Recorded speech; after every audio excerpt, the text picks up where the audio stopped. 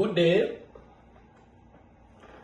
This is another time of studying the Word of God together and praying about whatever we learn about today. My name is Bayonle Akintayo from the Stable of Jesus Battalion Ministry. Today we want to look at the book of James, chapter number 4, verses 13 to 17. James, chapter number 4, verses 13 through 17. And I read,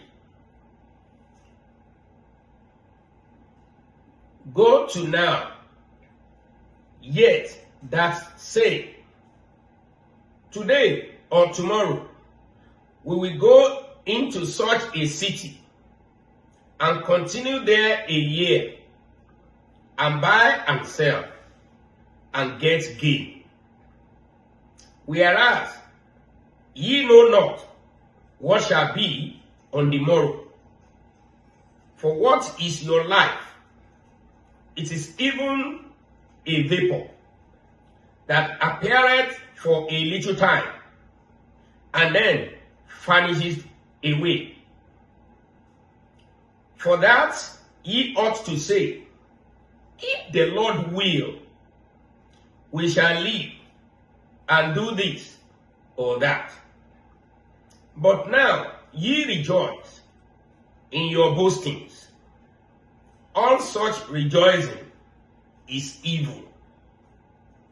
Therefore, to him that knoweth to do good, and doeth it not, to him it is a sin." This is the word of the Lord.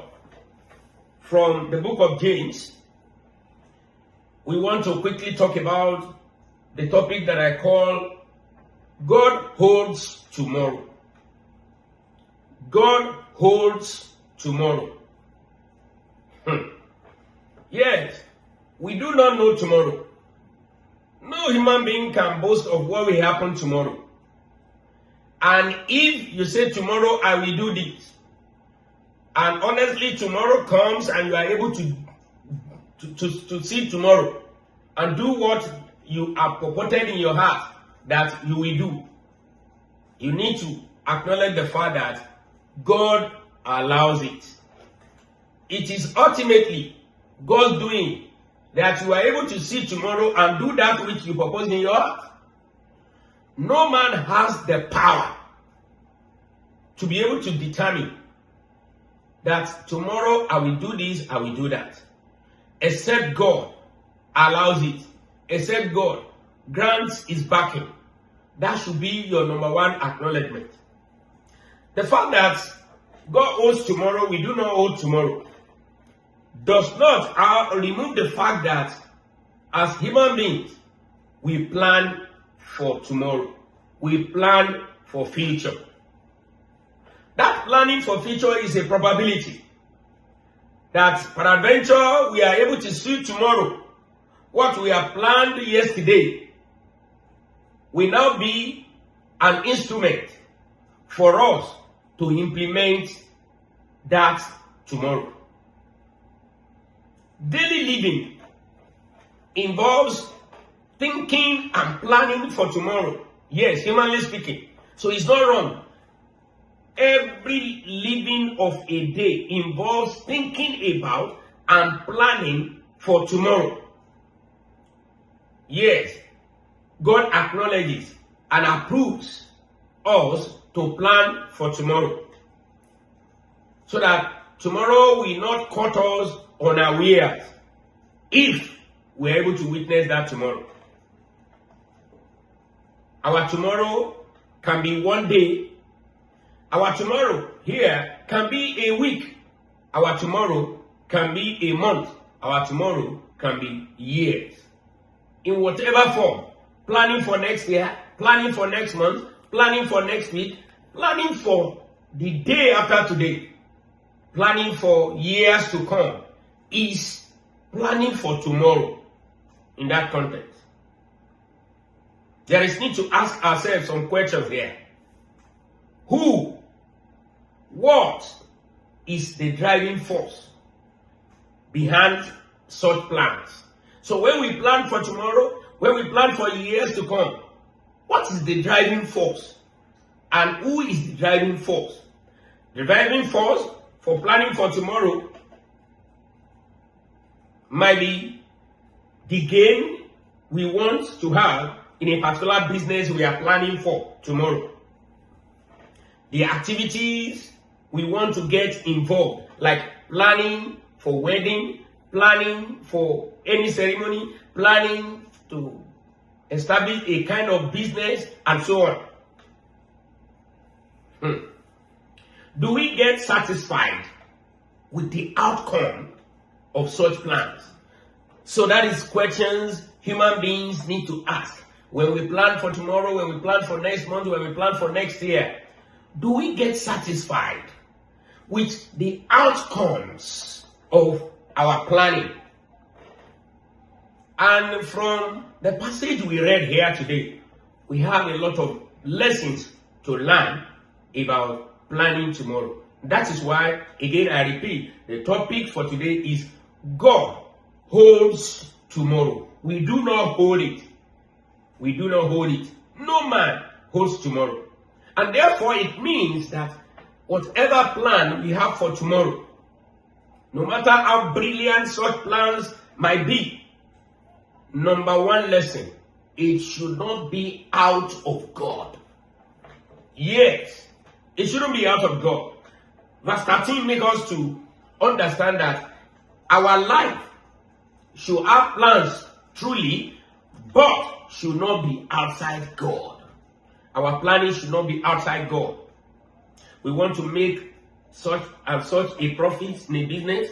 We want to start a business today or within a time frame, and so on. Whatever plan we might have should not be outside God. I want us to read after this lesson the book of Psalms chapter 20 verse 4, the book of Psalms chapter 22 verse 3, the book of Psalms chapter 16 verses 1 and 9, and so on and so forth. So with God's wisdom and direction, our plan is made perfect. So when the execution of such plans comes, we can be sure of its outcome as being satisfied with and even gainful to our life. That is when we plan it with God. Because no matter how brilliant our plans is, if it is with God's wisdom and direction, we can be sure of profitability. It is God's wisdom that will give you the heart to make a decision that will turn into testimonies tomorrow, so that you can speak of God's praises at the end. When you plan with God, when your plans are embedded in the Spirit of God, when God is the one giving the wisdom of such planning, when God is the one giving the direction, you can be sure of success. You can be sure of profitable outcomes. And therefore, your testimony will be of the fact that you will be speaking of God's praises. You'll be speaking of God's praises. Why? Because your planning for tomorrow is embedded in God's direction and wisdom. May God give you understanding. May He grant us enough grace to be able to ask for His wisdom and direction at any time we are planning for the future. Number 2, God holds tomorrow. In verse 14, the next verse here that says, "Whereas ye know not what shall be on tomorrow, for what is your life? It is even a vapor that appeareth for a little time, and then vanished away." The fact that we do not hold our life, the breath we have today that makes us a living soul, belongs unto God. We do not hold it. So, therefore, your life is uncertain. Yet, it is not certain that we will live tomorrow.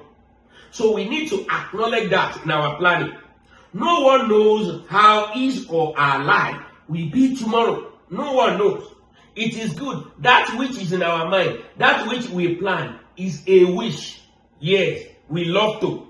We like to. It will be good. We will be happy. If this, if that comes tomorrow, comes next month, comes next year, and so on and so forth. Yes, we'll be glad. That's a good plan in our heart. It's a good thought. But the fact that this life is uncertain, our life is not certain. We do not know how our life will be tomorrow. Brethren, we have to be ready for some uncertainties of natural occurrences, human factor, and so on. The person you depend on, while you are planning, you plan with a business partner, you plan with some people. Human being can become anything that tomorrow is not certain. The one you depend on tomorrow, even if you are living tomorrow, the one you depend in your planning with tomorrow might not be living. Yes, anything can happen. I had an experience one time. I got what we call, I packed a treat. Well, that time I was teaching, I was a teacher, and we used to do what we call thrift contribution. In our language, they call it a job. So I packed at a particular time huge amount, which I have good plans on. So in order for me not to spend it anyhow, for me to sit down and start spending the way I had planned, I kept the money in my bank. That time, back home in Nigeria, the bank was called Savannah Bank. So it was, I think, Friday. Yes, it was a Friday.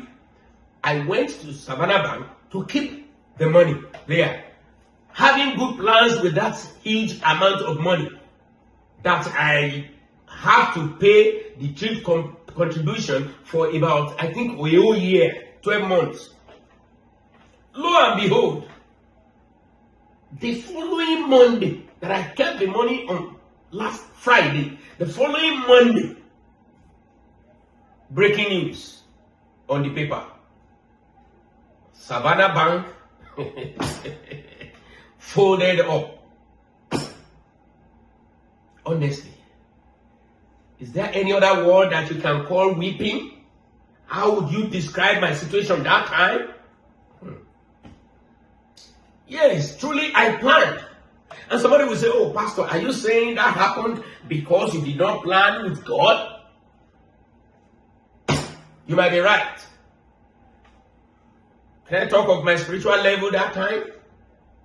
You might be right. But then, you might be wrong.